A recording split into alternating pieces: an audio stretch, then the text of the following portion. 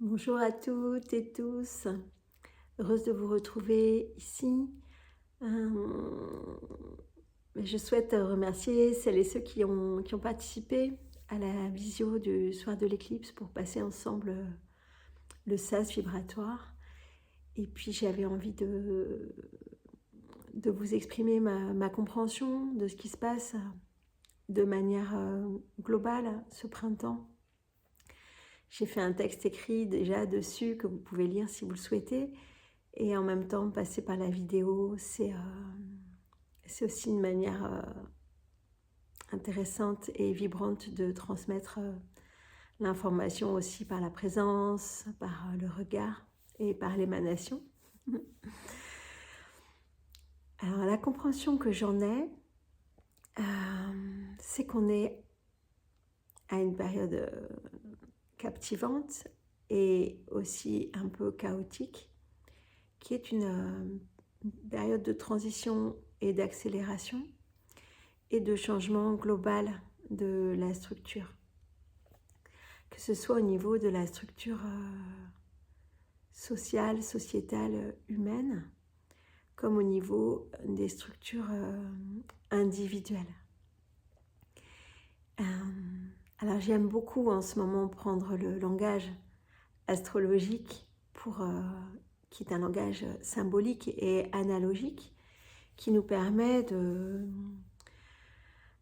nous repérer en fait dans l'espace et le temps et de nous relier aux grands archétypes qui parlent à travers ce langage et qui nous donnent à la fois des clés et puis des chemins pour comprendre et pour nous positionner. Et quand ce livre s'est rouvert en moi, ça a été une grande joie et aussi un grand soulagement parce que ça permet en tout cas pour moi, d'être au clair dans la compréhension de ce qui se passe. Et donc, que se passe-t-il actuellement depuis le point de vue des astres? Eh bien, c'est le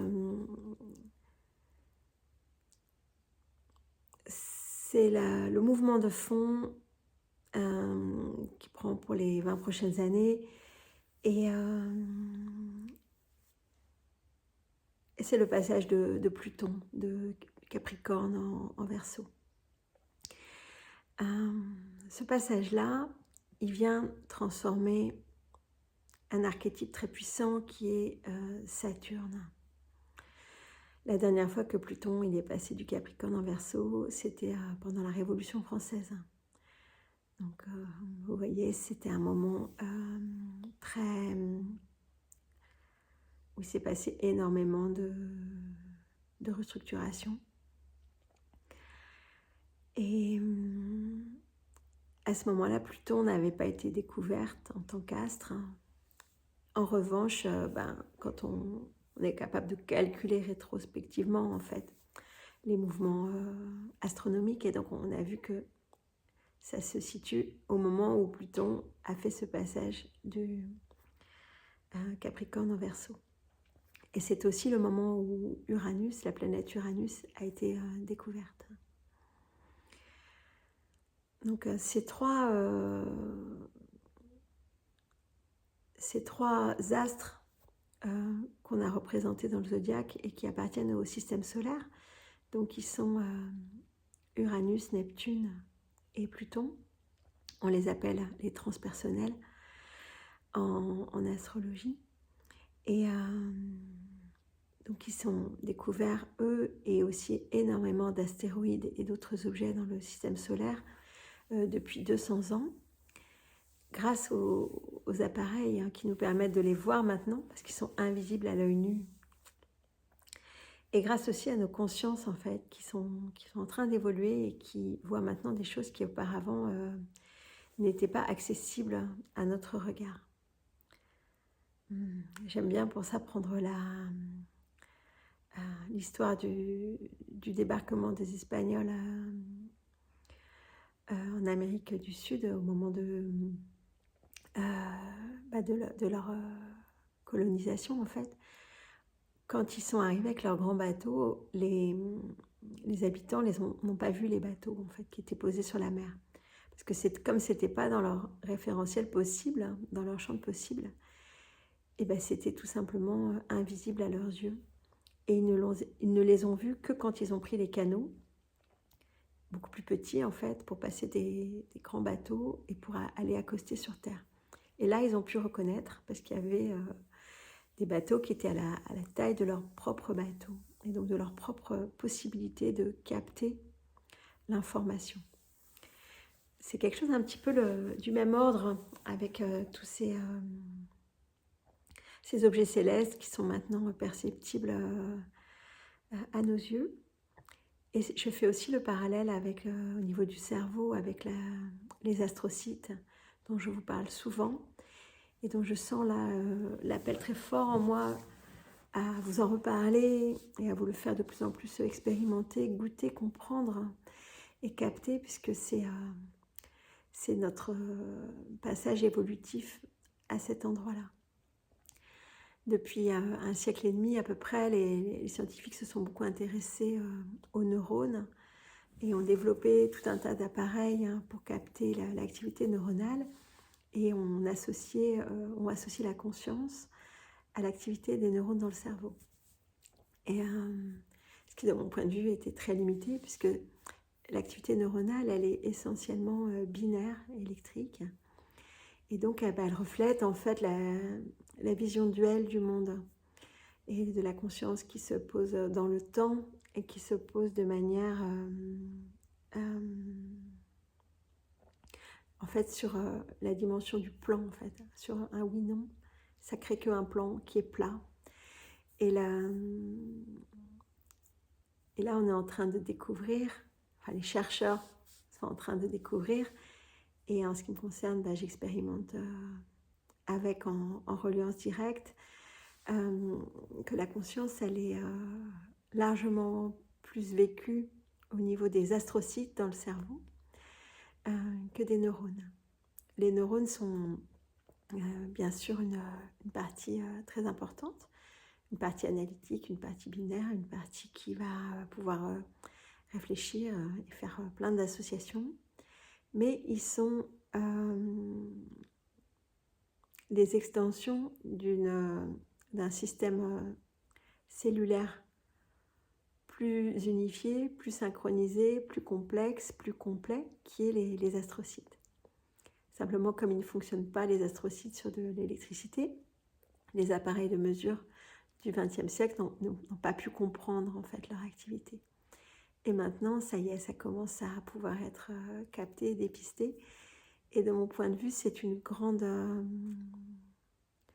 chance, parce que ça va ouvrir de grandes compréhensions sur la conscience humaine, et ça va aider à la déployer et à la débloquer. Parce que la conscience en astrocytaire, elle n'est pas du tout que sur du plan. Elle se déploie dans la dimension de la profondeur. Donc elle nous permet à la fois de basculer à l'intérieur de nous, au plus profond, relier notre être divin.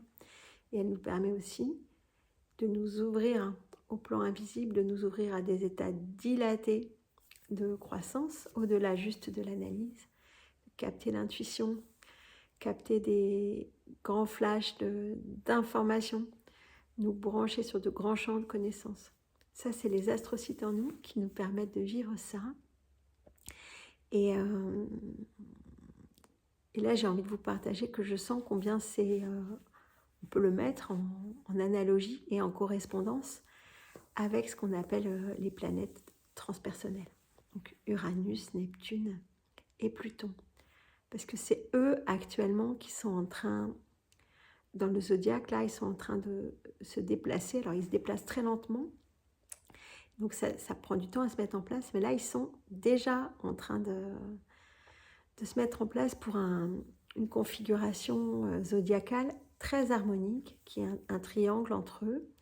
Il va y avoir un trigone entre Uranus et puis Pluton, et deux sextiles. Un sextile entre Pluton et Neptune, et un autre entre Neptune et Uranus. Et ils vont faire comme ça une figure triangulaire qui est comme une fenêtre, en fait, qui va nous permettre de brancher notre conscience sur les astrocytes de manière beaucoup plus forte et facile et fluide qu'auparavant. Et de mon point de vue, c'est une super nouvelle. Et c'est tout ça qui est en train de se mettre en place avec le déverrouillage de cet hiver. Alors pour ça, il y a un certain nombre de préalables. C'est déjà des choses que je vous ai fait vivre dans l'atelier en visio pour le passage de l'éclipse. C'est d'être bien en phase avec sa terre, bien ancré dans son corps, dans ses fondations, dans ses directions, bien posé dans l'espace et dans le temps. C'est aussi d'être bien centré dans son soleil, accepter de vivre pleinement qui on est, de se brancher sur ce qui nous vitalise, sur ce qui nous fait rayonner, sur ce qui émane de nous, et accepter d'être au centre de sa vie pleinement et de vibrer son unicité et sa dimension solaire de feu, l'étoile qu'on est. Et la troisième préalable, c'est l'aspect lunaire, l'aspect mutable. Et donc, c'est de comprendre en fait qu'est-ce que c'est véritablement la lune en fait. Et de ne pas être prisonnier de la lune. La lune dans son aspect qui est tout le temps en train de faire le tour du zodiaque et qui, au fur et à mesure qu'elle passe dans les signes et qu'elle va aller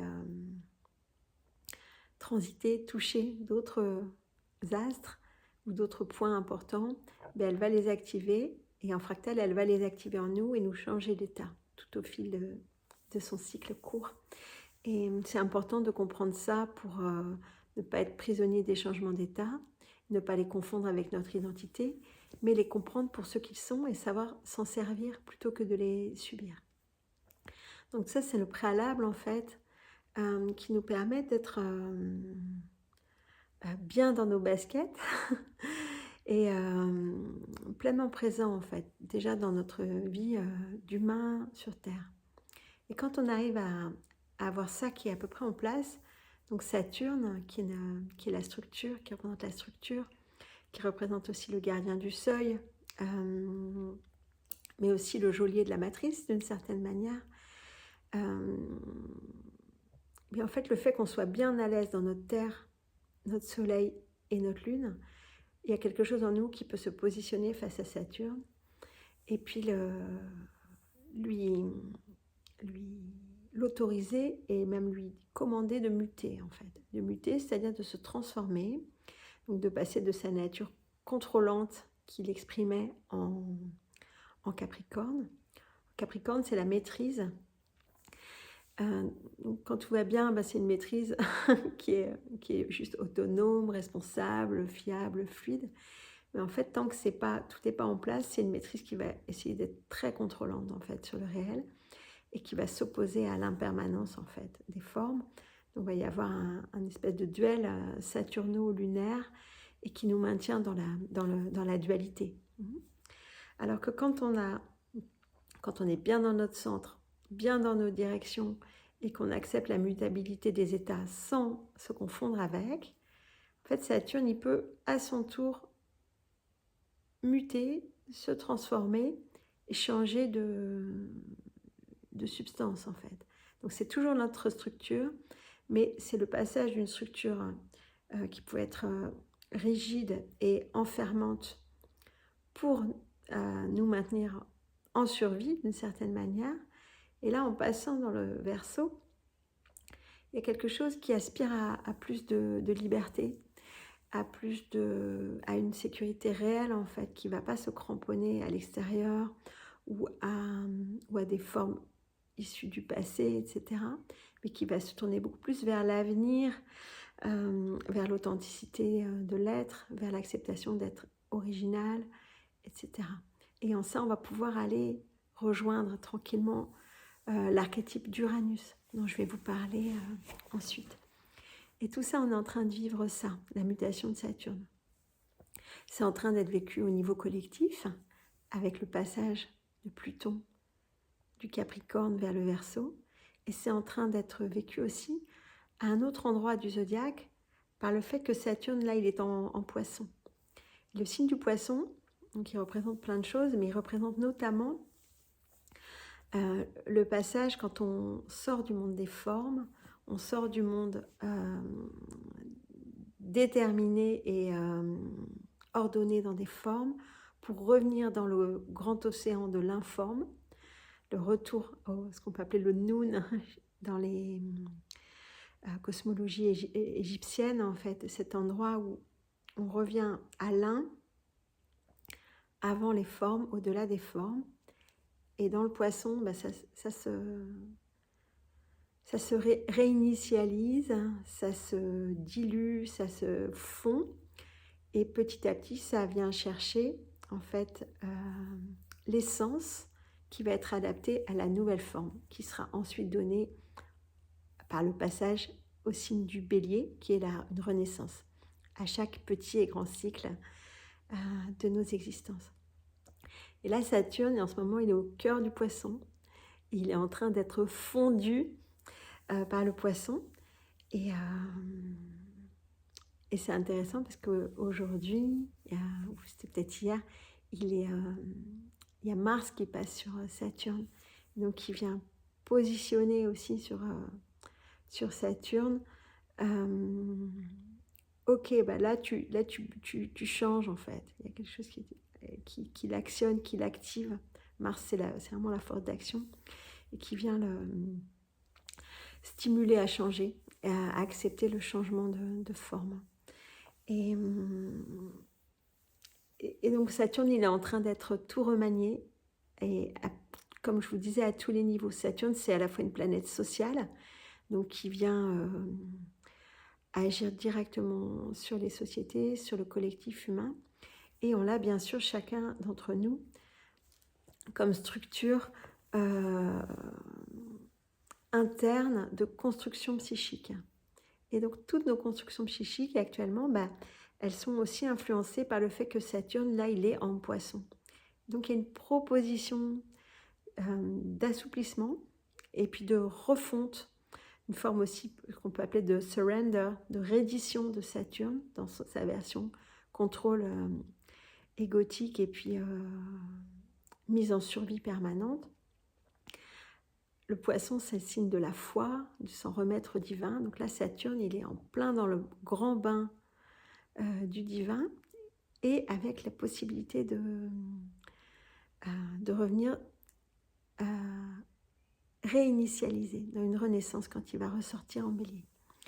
Donc tout ça, c'est des invitations, c'est à la fois des choses qui se vivent dans le collectif à un certain niveau et qui sont des invitations pour chacun d'entre nous de le vivre en nous, avec d'autant plus de fluidité qu'on sera en présence, en conscience et en puissance avec ça, qu'on n'est pas en train de subir en fait le chaos des transitions, mais qu'on accompagne en fait la transition depuis le fait d'être pleinement centré, pleinement acteur et dans la compréhension en fait de la dynamique profonde.